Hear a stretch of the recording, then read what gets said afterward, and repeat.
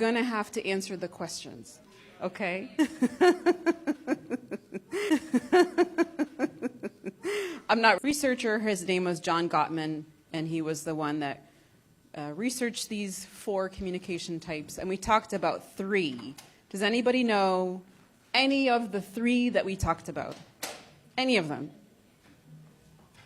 I can give hints. Any of them. The first one starts, actually 2 of them start with a C.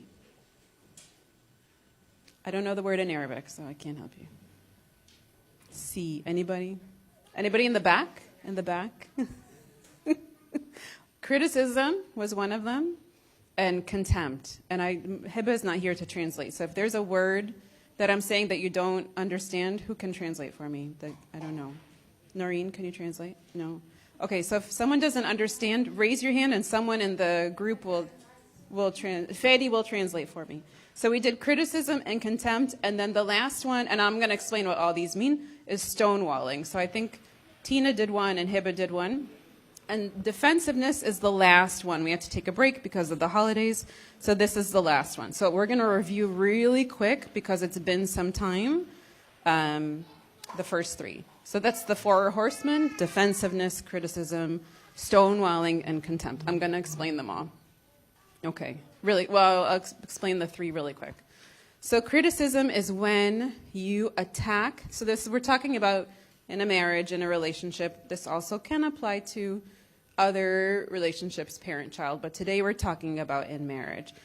It's when you attack the other person's character, not the issue. So criticism can sound like, the dishes are in the sink, you're so messy, you never do what I ask. When, if you wanted to address it appropriately, you would say, the dishes are still in the sink, can you please clean the dishes, rather than attacking that person's character. So criticism is attacking who they are rather than what is going on. So it can lead to feelings of feeling guilty and blaming others, makes it hard for the other person to express their feelings. We learned when we heard this talk that one of the ways to fix this is to use I statements. If you guys don't remember what I statements is, it's to talk about how you are feeling instead of to say how the other person is affecting you. So I feel sad when you talk like that versus you make me feel sad. And I always say if you are starting if I'm starting a conversation with you are doing this, what's the first thing that's going to happen? If I say to Mina, you're doing this, how am I starting that conversation? Good or not good? Not good. He's immediately defensive, which is what we're going to talk about today. So if I say, you do this, someone says that to me, I immediately want to defend myself and say no. Using I statements is one of the greatest ways to deal with criticism, is to say, you know, this is how I feel, this is what I did. I feel sad, I feel this, instead of you make me sad. Nobody can make you sad. You have to take responsibility for your emotions and be gentler. And then we talked about contempt. Contempt is like one step further than criticism, and it's showing like a lack of respect or appreciation. It makes the other person feel really, really small, really, really worthless, and it makes the other person in the relationship, or probably both people, feel angry and resentful, and it damages the trust, which we don't want. So one of the ways that we learned when we heard this lecture to help fix contempt in our communication is to appreciate each other, to say thank you, to notice what the other person is doing, and to say it out loud, right? And I learned my mistake because I had asked Mina to clean up something for months. And he finally did it, and he was like, did you not notice that I cleaned this up? And I was like, I did, thank you so much, thank you so please, like, I made a mistake. Like, you have to show the appreciation. And then the last one we learned about is stonewalling. It almost is what it sounds like putting a wall between you and your husband and wife. When one person starts to say something, that other person withdraws and shuts down from the conversation. Maybe they don't know how to handle their emotions. There's a word called flooded, which is really what it sounds like. When all the emotions are going on, you feel like you're drowning in the emotions. You can't talk, you're flooded. So it can make people feel alone and isolated.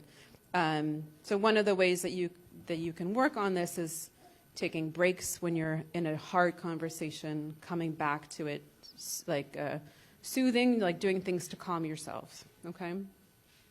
So today we're going to talk about defensiveness. And I volunteered to talk about defensiveness because I have gotten much better, but used to do this all the time, right? Like, I think we all have our patterns that we fall into, and this is the one that I fall into. And if you don't deal with this or any of these 4 horsemen, it can lead to serious issues if it's not addressed. So I get defensive, and I will say that I have worked really hard on this and continue to work really hard, and it's better. But I know if I'm not careful, if I don't watch myself, I can slip back in. So I say that to tell you that I'm not talking to you as a person with no faults, that like, no, I'm great and everything. No, like I struggle with it too. So first, let's define what it is. So defensiveness is any attempt to defend yourself from a perceived attack. So I made the word perceived. Actually, Abuna, if you can translate too. I told them raise their hand if they need translation because Hiba's not here. But if there's, I don't know, perceived attack, like. Okay. All right.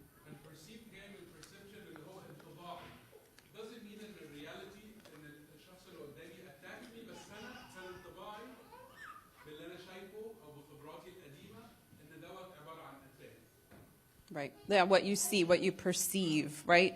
It means like what you're seeing without evidence or without support. So we think we're being attacked and our wall, our defenses go up right away. We put up like a barrier and a wall and we respond in a certain way. That's defensiveness.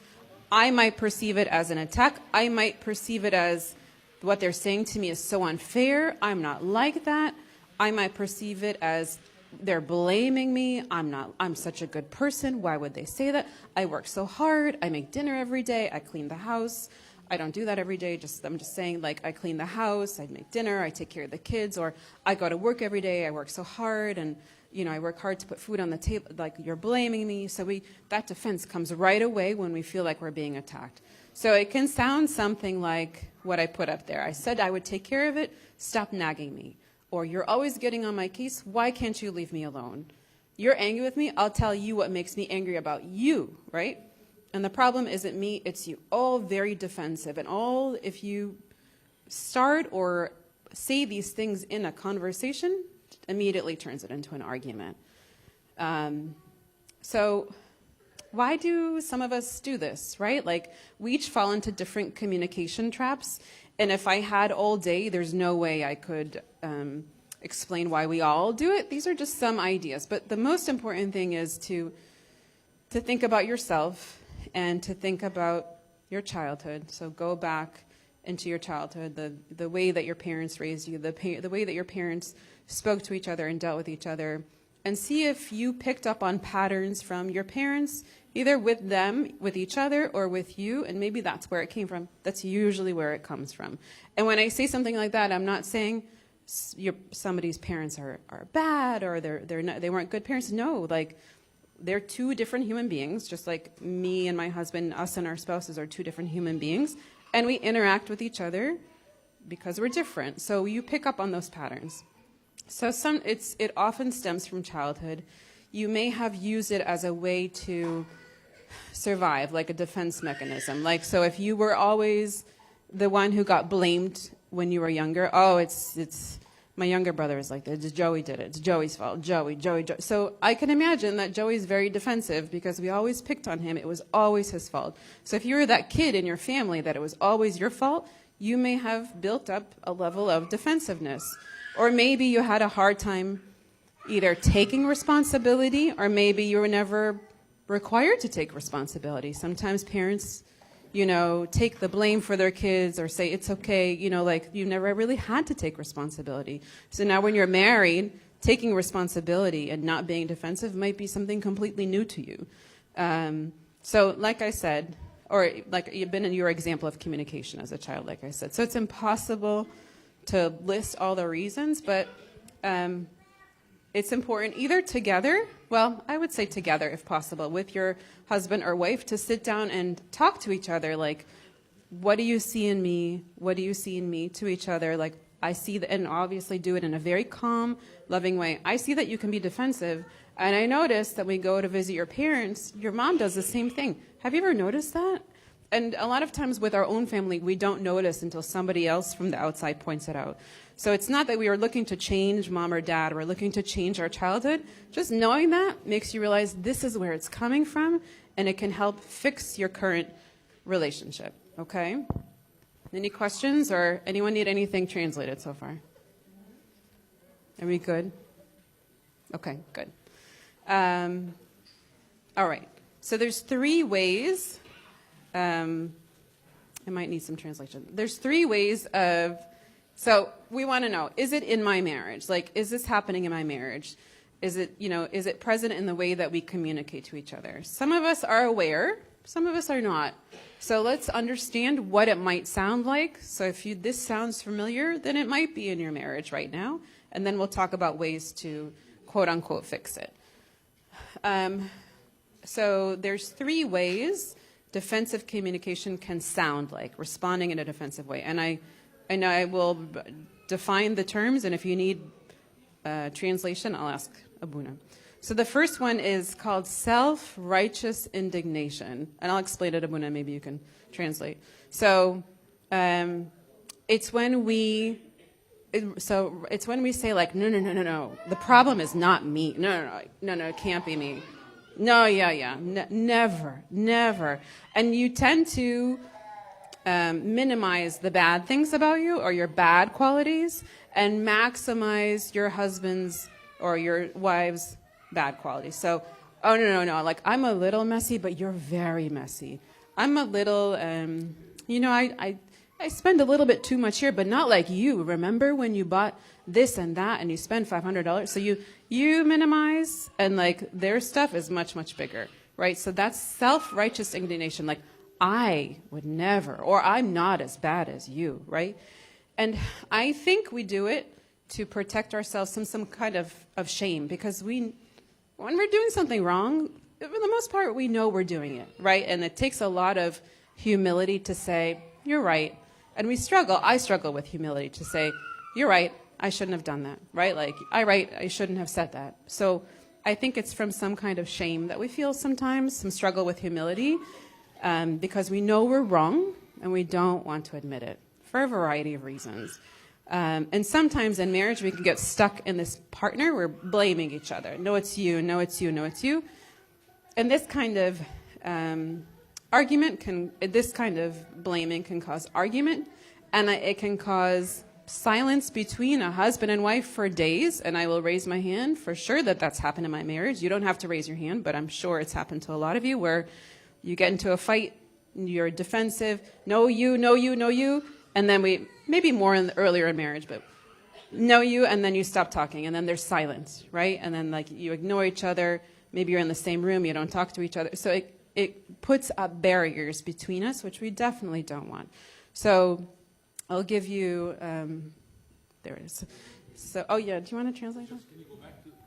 Sorry. It's just this one, but actually this is the slide.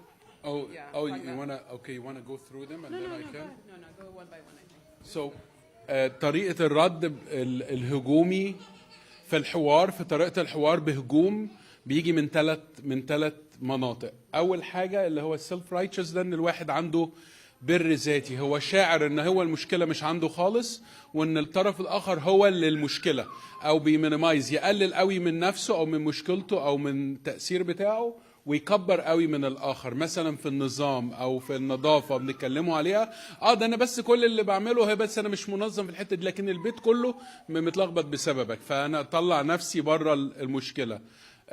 تاني حاجة الكاونتر اتاك أو الكروس كومبليننج، الملامة المتبادلة، نقعد نلوم بعض، هو واحد بيقول حاجة فأنا لازم أرد عليه، ففي هجوم متواصل بين الاتنين، أو أتكلم بطريقة هجومية اما الاقي اللي قدامي جاي كومبلين على حاجة. ده تاني حاجة. آخر حاجة إن أنا دايما شاعر إن أنا الضحية، انا اللي جاي عليا، انا اللي المفروض مطالب بحاجات، فببدا اعمل موضوع ان انا بهاجم او برد بطريقه دفاعيه زياده عن اللزوم. فميري هتgو through each of them. And then I think okay, so we talked about this self-righteous indignation. I'm going to translate it. Thank you, Abuna. So it can sound like if my husband says, "Did you call your parents to let them know we're not coming? Like you said you were going to do this morning." If I'm responding defensively, I would say, "I'm just too busy today. You know how busy my schedule is. Why didn't you just do it?" Right? So, it sounds different in everybody's house, but I'm sure you can hear. Hopefully you can't hear it, but it sounds different in everyone's house, and so forth, and can escalate.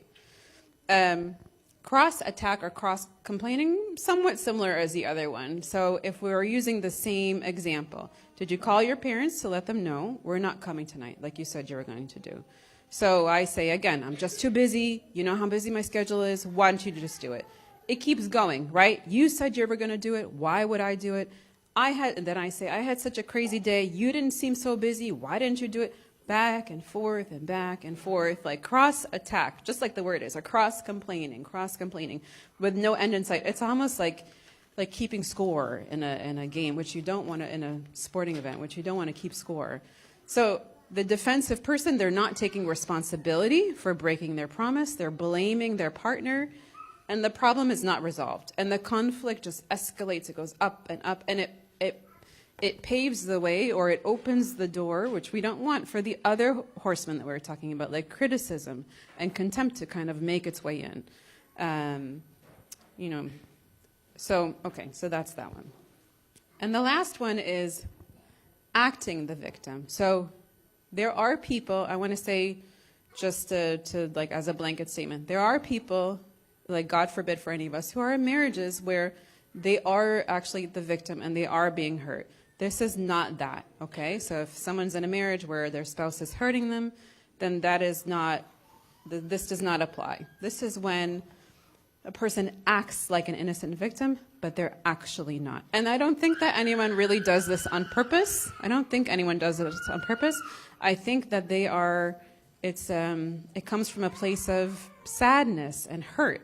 So they're not aware they're doing it. Sometimes it'll come up as like a sacrifice of like, I didn't call your parents, but I do everything for this house. Like I do all the grocery shopping, I do all the laundry, like the sacrifice, like I'm the victim. Or it can sound like this. Okay, fine. I didn't call your parents, but even though I'm exhausted, I will do it, right? Playing the victim. And again, it sounds like a purposeful thing. I don't think anyone does it on purpose. I think that we love each other, and I don't think we're willfully hurting each other. So it looks like a sacrifice, but it's not really a sacrifice. It can sound like when our spouse brings an issue to us, we might say something like, "You're always picking on me," or "I can't do anything right." And again, it's looking for, I think, some validation, like it's a place of hurt. So if I said to my spouse, he said something like, "We have this problem," and I say, "You're always picking on me," what I'm really looking for is for him to say, "No, I love you, I'm not picking on you, you don't do everything wrong," but that's not really what this conversation is about, right? So it's a sign maybe that some things are missing in our marriage. Maybe I'm not getting the validation and care, but that's not the time in that communication. Address the problem and then address that issue later, okay? Okay, so what is the fix? Antidote is like the fix. So I'm going to talk about a few things, but the very first thing that I'm going to talk about is the most important, and the rest are important, but the first one is the most important, so they're kind of out of order. The first one is to take responsibility. It is really hard to do this when you're a defensive person, so you have to, I'll talk about ways to help you do this, but you have to recognize that this is the way to correct the situation. Accept your responsibility for your role in the situation. So, no discussion or argument is clear-cut, black and white, right? Sometimes we throw a lot of different issues in there. So whatever you're responsible for, say sorry for. So, you didn't do the dishes and you didn't do the laundry. I'm so sorry. You did ask me to do the dishes. I will do it, you're right, but actually you didn't ask me to do the laundry, right? So like, I'm not taking responsibility for everything, just for everything that I know I played a role in. You were supposed to, you know, get Sophia ready for school this morning, and she was late for school, and then that made me late for work. I'm sorry, right? Like and it requires, it's funny, yesterday in my high school class, I talked about pride and humility, and I think it's connected. Like, you know, we struggle with pride and we want to be more humble, and it's a struggle sometimes in our marriage to be humble and to be less proud, and something I struggle with for sure. So accept responsibility, even if it's for just part of it. Apologize for your part and really own your behavior. Don't use the ifs, ands, or buts, and I'll explain to it. So let's say you didn't buy milk. We go through a lot of milk in our house, so this comes a lot. So let's say you didn't buy milk and you said you would buy it. So you're going to own it. You're going to say, you're right, I didn't buy the milk. So no ifs, ands, or buts. So if I use an if, and, or but, it would sound like, I didn't buy the milk, but I bought the chicken for dinner. No, we're not going to use the word. We're not going to use that. I didn't buy the milk, but if you had reminded me, I would have. So no ifs and no ands. I didn't buy the milk, and I don't see why that's not such a big deal, right?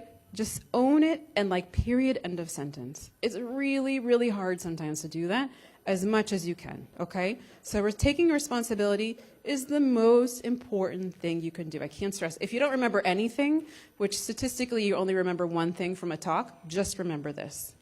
That's it, yeah. Just remember this. Take responsibility. So now that we know that, let's think about some ways, let's talk about some ways of how to do it. How we do it is important. So here are some of my thoughts. The first one is, what we've kind of been talking about now is recognizing it, right? Like we said, talk to each other, take a look at your past, your history, try to, learn from what we're talking about here and say, do I do this, right? Like, am I doing this or is my partner doing this? Let's talk to each other. So recognize if you're being defensive and know what your triggers are. Actually, can you define trigger? The word trigger? Triggers? حد يساعدني في triggers؟ ها؟ مش استفزاز، لا هي ايوه طب ما فاهمين. التريجرز اللي هي نقط الضعف، نقط ضعفك، يعني الحاجه اللي هي ايه بتوديك من 0 ل 100 بسرعه، دي نقط اسمها تريجرز، فما لهاش كلمه واحده، فهي نقط ضعف. Your weak points. Yeah. Okay, so that you're my new translator, by the way, and with Abuna, the two of you together. Okay, so it's something so trigger is something that's very sensitive to your heart. Typically, not always, but typically it stems from somewhere in your childhood. So maybe your parents made you feel very insecure or they teased you a lot, right? So that might be a trigger for you. If your spouse says something and there's some teasing in there, that really hurts. It gets like really, really deep. Maybe if you're like, so that could be a trigger for you. So recognizing your triggers, identifying it, and then you can't just do that. You have to tell your spouse what it is. Yeah. What? Can I say something? Yeah. So, حد التريجر بتاعه ممكن يكون الصوت العالي، يعني مثلا حتى لو زوجتي بتكلمني على حاجة مظبوطة I need to do، بس هي بتكلمني بصوت عالي، فببقى دفاعي أو هجومي. ليه؟ لأن مش المشكلة اللي هي بتكلمني عليها هي اللي تعبتني، هي صوتها العالي أو نوع أو طريقة الكلام بطريقة هجومية مثلا، أو كلمتني وأنا لسه داخل البيت، أو أنا كلمتها وهي لسه مخلصة مع الولاد وأوريدي يعني دماغها يعني I cannot just go وأقوم قايل لها ده أنت ما عملتيش وما عملتيش. فالتوقيت ممكن يكون تريجر، الطريقة ممكن تكون تريجر، نوع الكلمات ممكن تكون تريجر. لو فيها مثلا طريقة اتهامية، يعني انت عمرك زي بدل ما اف وبات واند، لا you never do. الكلمة never دي can be a trigger، لأن أنا I do a lot of things. فما اسمع never بدل ما اسمع المسج بقى هاجم. Okay? That's very important. Very important. Actually, for me, the loud, that's a trigger for me. The wife told my husband, he knows that, he's got to be careful. He's a loud person, so he has to be very careful with being loud. So it's very true. So knowing your triggers, telling them to your spouse, and knowing their triggers too. So you have to know each other. And being able to know the difference between what we said, perceived attack and a real attack. And just like Abuna says, if you're, take a second before you say something. Know what's going on with your husband or wife. If they've had a long day at work, or if they're stressed out, or if it's been just such a tough day, you don't need to bring it up today. Like, just wait. Talk about it tomorrow. Talk about it later in the day. Maybe they're exhausted. Maybe you're exhausted. You really have to pay attention to that. Calming your body. I know we talk about like breathing and calming, and we talk about it, but I wonder how many of us actually do it, right? Like, we always say, oh yes, deep breathing, yeah, that's really important. But if you've actually done it, it actually works. It stimulates your vagus nerve in your body. Like, there's a whole physiological reaction that your body does. Like, it's like, I always say, like, even if you don't want to be relaxed, it's going to relax you if you do the right kind of breathing. So if you feel like, I'm so angry, I can't, we're talking, you take a break, you count to 3, you count to 5. I tell my kids, I tell them to count to 100 because nothing gets better in 10 seconds, right? 10 seconds is nothing. So count to whatever you need to be calm, to come back to the situation. Yeah,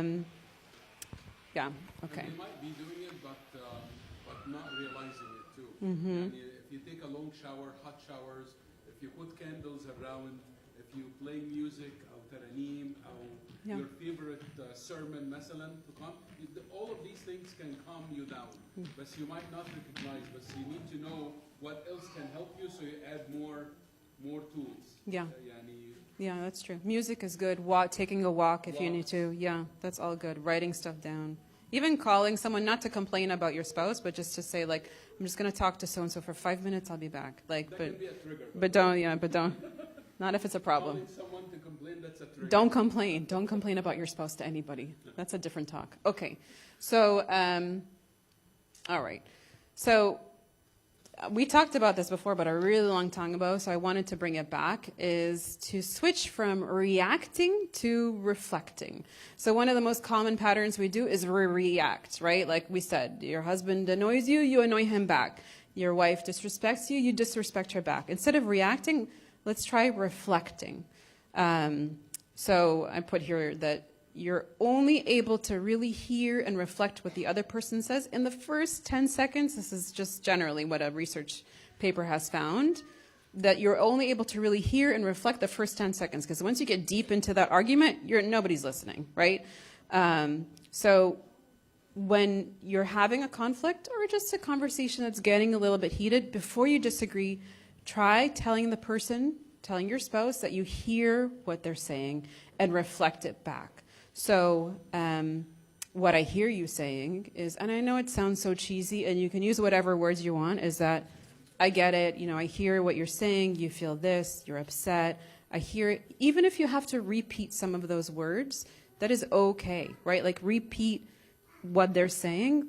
Everybody just wants to be heard, and really, like, one of our core needs as humans is connection, and that's really what we need, is connection. And when you reflect back, like, I hear what you're saying, I'm going to reflect it back to you so you feel heard, it lets them feel connected, and it's so important. So switch from reacting to reflecting.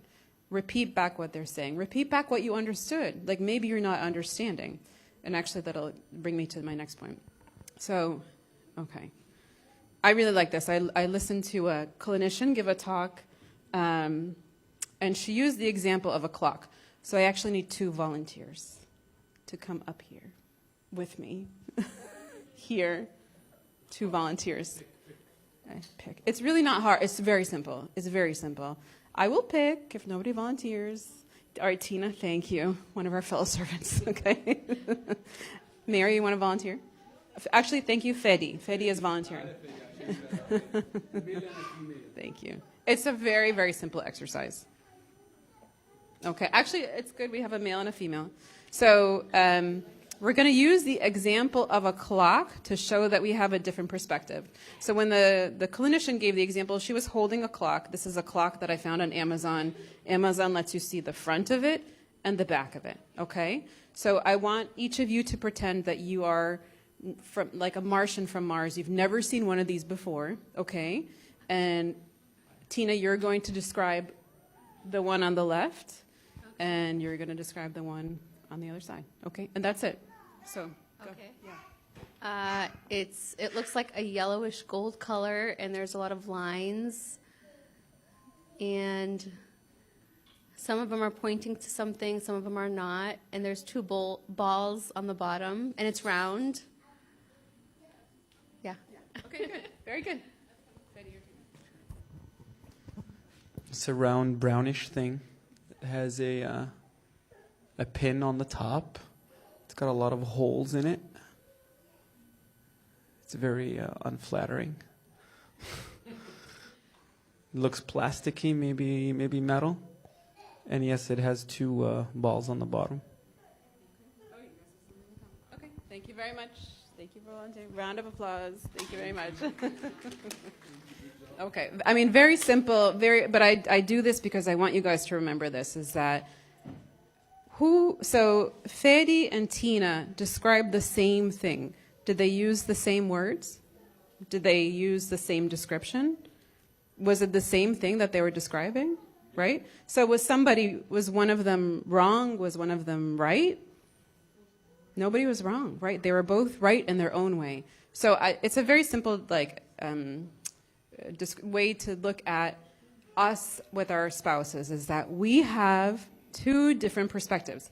I see the back of the clock, you see the front of the clock. We're both looking at the same clock, we just see it differently. So let's forget about the who's right and who's wrong. I almost want to say it doesn't exist in marriage, to be honest. It doesn't matter. I mean, it matters, but it doesn't matter, right? We see things different. I married I cannot tell you how different I am from my husband. We're completely different. So we're going to see things completely different. And sometimes I'm surprised by really? That's how you see it? But we're looking at the same experience, the same situation, the same life experience, and we see it different, right? So the same thing we're talking about perceived attack. She perceives attack. You weren't attacking. It's the same scenario. You've got to find a middle ground. Remember that you're two different people, but at the same time, no matter what, you're still 100% responsible for your own behavior. No matter what the other person says or does, you're responsible for your own behavior. Okay? How are we doing on time? Okay, I'm going to go quick. The other thing I will say is to ask questions from a place of curiosity. Can you define curiosity? Okay. Okay. So from a place of curiosity, we should never stop being curious about our husbands and wives, no matter how many years, decades you've been married. I don't care how long you've been married. I do think actually the longer, and I'll say this for myself first, the longer you get married, you start to get lazy. You're like, I already know you. We've been 20-something years, 30-something years, I know you. But the truth is that we're always changing, we're always growing.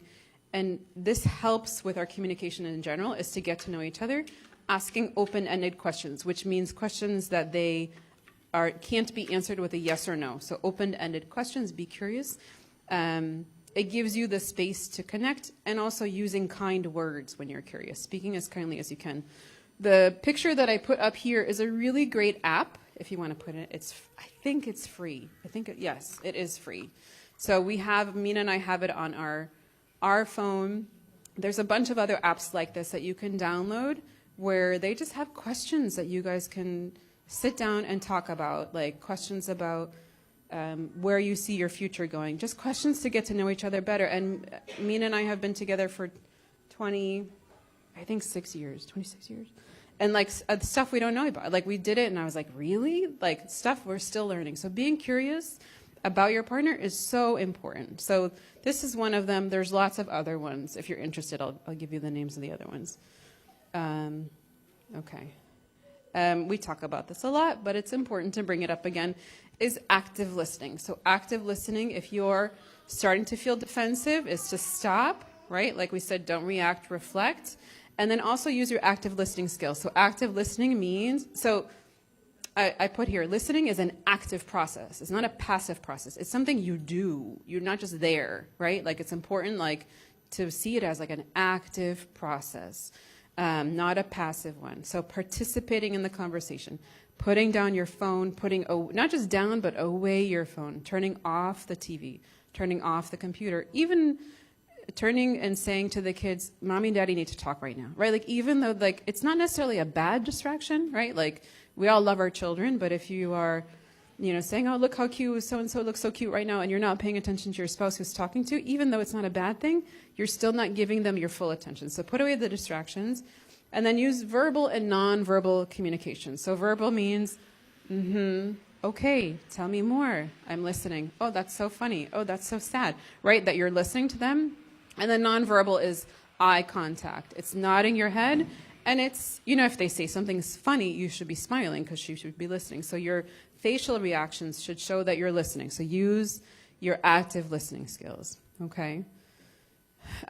So let's say that you had a conversation, it didn't go well, you were defensive and you lashed out and you yelled and you got angry and you blamed them. So it's important to realize that that's not the end that's not the end, right? Like sometimes we have to swallow our pride and try again. Take the initiative and try again. Apologize for whatever is your fault. Let me get it back. Apologize for whatever is your fault and take ownership, right? And really say you're sorry and mean it. So see where you went wrong, mindfully apologize for where you went wrong, say you're sorry, and then do your best to do better, right? Like I know it's not an overnight process, it's not going to happen right away, but say, I will do my best to do better, and then really do your best to do better. That's it. That's all I got. I am on time. That is phenomenal. That's it. Any questions, comments? Anybody want to add anything? Any complaints? Yes.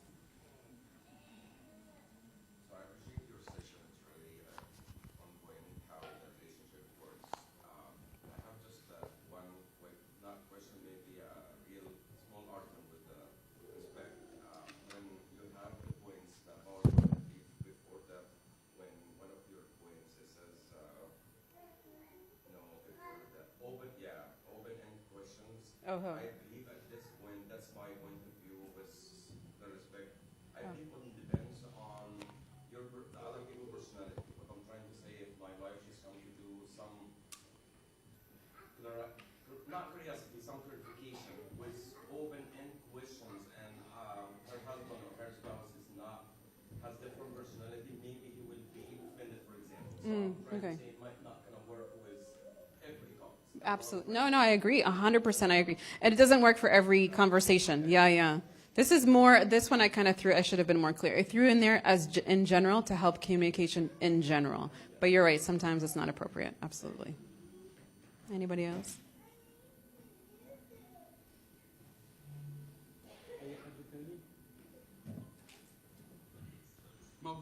I think that one of them, to me, the most important thing, Mary قالته, and she said, it's the whole PowerPoint is very important, but the whole perception. الperception اللي هو ايه تاني بالعربي؟ الانطباع، صح؟ الانطباع. انطباعي على اللي بيحصل وعلاقته بالرياليتي. يعني أنا شايف موقف معين، خدت انطباع. الانطباع دوت ميبي ملوش أي علاقة بالرياليتي، بس هو ده اللي وصل. اللي قدامك بيتعامل مع اللي وصل مش مع الرياليتي، صح؟ يعني part of it, yes, I can explain, بس الانطباع وصل. يعني مثلا لو انطباع اللي وصل لي ان مراتي does not respect me، خلاص ده وصل. المشكلة اللي احنا عايزين نعالجها مش ايه اللي وصلها لكده، بس ان انا خلاص انا I believed ان my wife does not respect me. You have to start from this point and then start backtracking. أو انطباعي مثلا إن my wife is not organized، وهي وصل لها الانطباع ده إن أنا مصدق وبتعامل معاها إن هي she's very disorganized، بالرغم إن هي ممكن تكون بتعمل حاجات كتيرة قوي، بس أنا شايف إن هي مش organized. We have to deal مع each other's perception, and they say always in therapy perception is real, right? Perception is real. Not oh he's wrong أو مش المفروض يفكر كده. No, perception is real. فإذا الانطباع اللي وصل في البيت بين العلاقة بين الزوج والزوجة أو بين الأولاد مثلا، يعني مثلا ممكن انطباع ولادي my kids they believe إن أنا I don't trust them خالص، لان بدور وراهم بتشيك عليهم فهم they think او they believe او they perceive ان بابا او ماما do not trust me. Then we have an issue here we have to address. ازاي اوصل لهم ان انا I trust them, okay, yet I am responsible for them. أنا afraid عليهم. I don't trust the world. I don't trust the devices. I don't trust sometimes the friends. بس الارجيومنت دي هم مش هيسمعوها before I improve and I work on the trust بيني وبينهم. You get this point? It's very important. It's very important. So واحنا بنتكلم usually we talk about our perception. When you talk about two different perception in each relationship, أب وبنته, زوج وزوجة, it doesn't matter. You have two worlds. And the more these two worlds are close مع بعض, يعني أنا وميري مثلا, we see in this is a room with chairs. We have 1, 2, 3, 4 columns here. We each one has like 4 chairs. If لو مثلا هي شايفة إن في 3 chairs, أنا شايف إن في 4 chairs, it's golden. It's golden. Because we will never describe it like a clock exactly the same. But if we can have some common words, يبقى احنا كده في البيت في harmony. فالديفنسفنس هيقل, الاتاكس هتقل, التريجرز بيننا وبين بعض هتبقى قليله قوي. فهيحصل ايه في البيت؟ peace. peace. والبيس يجيب ايه؟ happiness. والهابينس تعمل ايه؟ تمنع الامراض. right? الضغط والبلاد بريشر a lot of things. البيت هيبقى فيه شويه سلام. we need to وانا بتكلم يبقى عندي كده اسميه الربع الخالي. I have a 25% room in what I'm saying will describing may not be the whole picture. فأنا رايح with some kind open-minded, عندي جزء كده في قلبي أو عقلي, أنا عايز أسمع مثلا ميري عايزة تقول إيه عن الموقف ده. أوكي؟ أو نادي عايز يدسكرايب, أو هو شاف اللي حصل مع الولاد النهاردة إيه؟ ما أنا شفت حاجة. فأنا رحت مركبة البيكتشر ورحت I stamped it وبقت هي دي الإيه؟ ultimate truth. لو هو قال لي حاجة غير كده هو مش فاهم ومش عارف ومش عايز يفهم. صح؟ Sometimes that's how we deal with each other. فهو ده اللي يحصل ايه بقى؟ يحصل الclashing. And that's really important. When we're raising kids, we're gonna need those good perception ان احنا we are, that's why they say on a common grounds. اوحش حاجة في الجواز ان احنا نبقى على islands. هو في حتة وانا في حتة تاني وبيننا ايه؟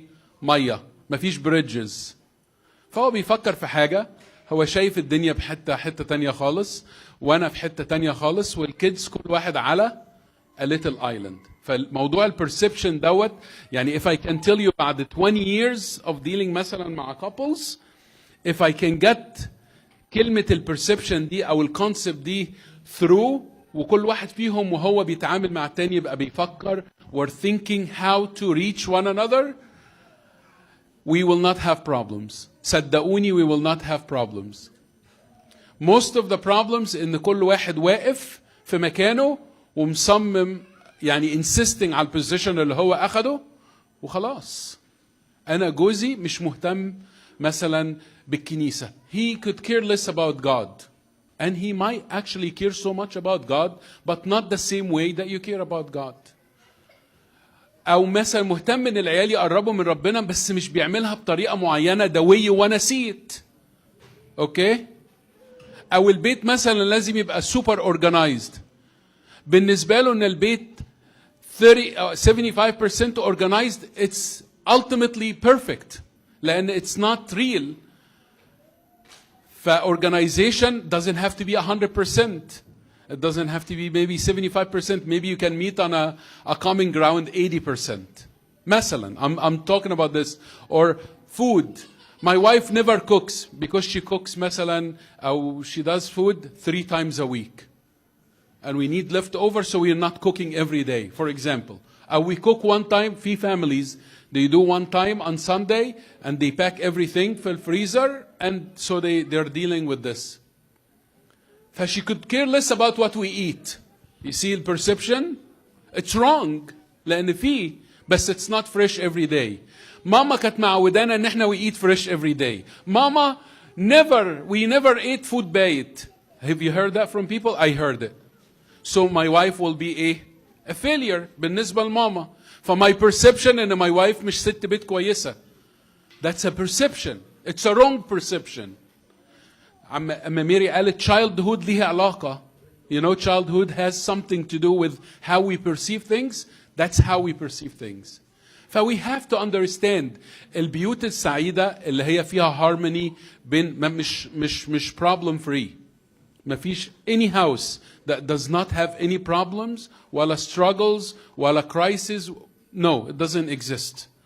بس mostly happy are the homes اللي فيها الانطباعات بين الزوج والزوجة أو الزوج والزوجة أو أولادهم are very close. If you can achieve that, you did your job. وفيها a lot of بقى في negotiation يعني I try to مثلا أنا بقول لهم sometimes I used to use this in therapy a lot. You take the flashlight, imagine this is a flashlight, and you take your wife in your hand and then you show her your world. فاهم؟ اما تاخد حد كده وتدخله your own little world, private world. الحاجات اللي تعباك، الحاجات اللي بتحبها، الحاجات اللي مريحاك، الحاجات اللي انت نفسك شوفها فيها. So I lead her to see my world. وهي برضو I allow her ان هي to show me her world. all the time we're interested in knowing and hearing and seeing each other world, هيبقى في common ground. أميرة.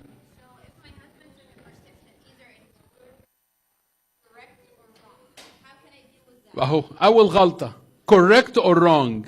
There is no correct or wrong. It might not be accurate, but there is no correct or wrong. It's real, so you have to take him and help him be real. I'm replying about what you said. You said like when someone judges his wife because he's packing the food.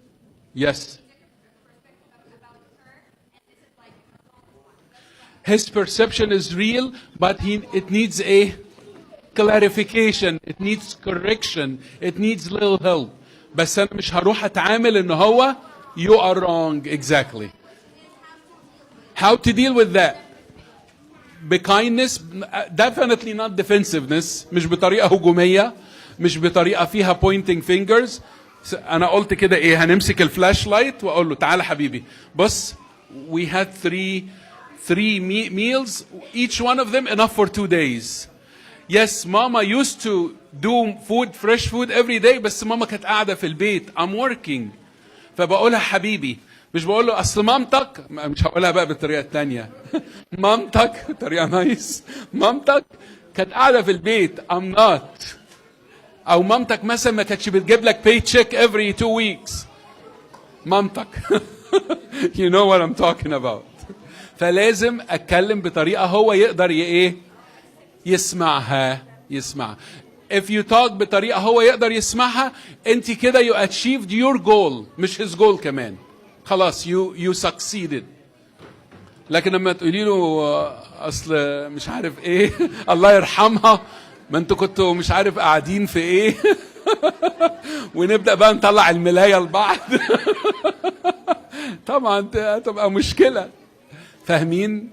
It's really ده بقى بيسموه the art of what? Communication.